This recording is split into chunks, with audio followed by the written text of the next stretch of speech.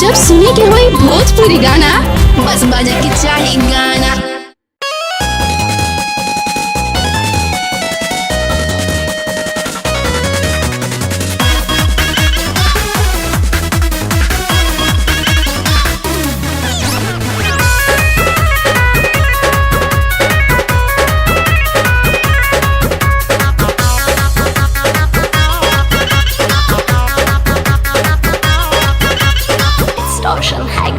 देवरों के हक दे द बुझा कनी बात हो न तो परेशान करे भम दिन रात हो। का कहतनी ये भौजी सुना, अरे देवरों के हक दे द बुझा कनी बात हो न तो परेशान करे पूरा दिन रात। परमिशन न चोली के खोली कोई लूडी सीजन काए भौजी तनिका बोली हलाई का खेलाई बुकी खेलबू संगे होली।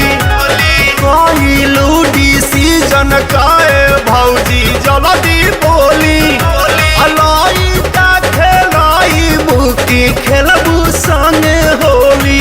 नामन का तरीका हम ही लोग बतानी।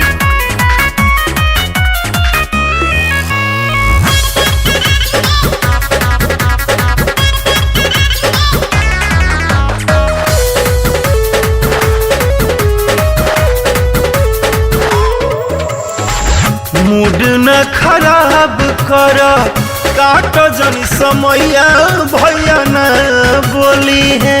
देखी हम तो कि जबरी धारा धारी करब भौजाई दसया साड़ी सब खुली है। जबरी धारा धारी छोड़बा की ना खाली झूठो के दर्जनी गोली बेहटा। कोई लूडी सीजन काए भौजी तनिका बोली अलाई का खेलाई बुकी खेलबू संगे होली।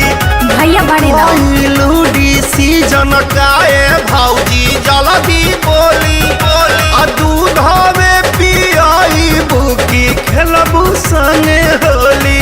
जा तहरा के लड़की कोनो खोजत नहीं है सब।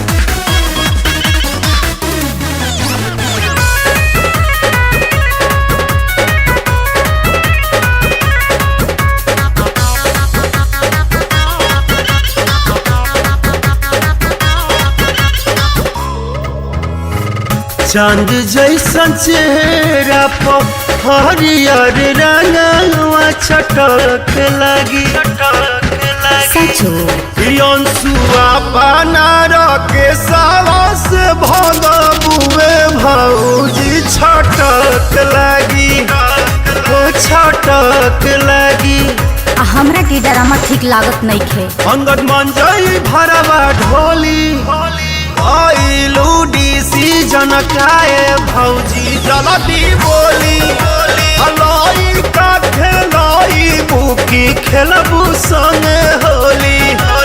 आई लूडी सीजन काए भौजी जल्दी बोली हलाई का खेलाई बुकी खेलबू संगे होली। बोला भौजी आखिर डालिए दिलो परमिशन न चोली के खोली कोई लूडी सीजन काए भौजी तनिका बोली हलाई का खेलाई बुकी खेलबू संगे होली।